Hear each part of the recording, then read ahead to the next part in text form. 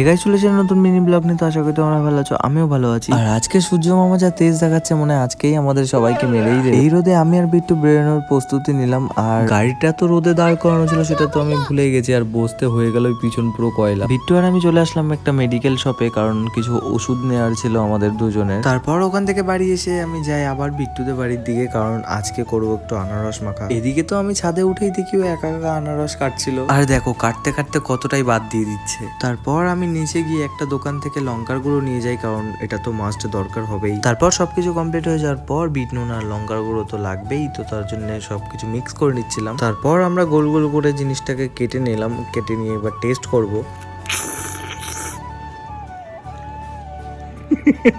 আর ওর খাওয়া দেখে আমি লোভ সামলাতে না পেরে আমিও তাই একটা কামড় দিয়ে দিলাম বড় করে। এবং খাওয়া দাওয়ার পর আমি একটু পায়চারি করে বেড়াচ্ছিলাম, আর এতটা ঝাল লেগেছিল যে কি বলবো তোমার। চলো তাহলে আজকের ভিডিওটা এই অবধি থাক।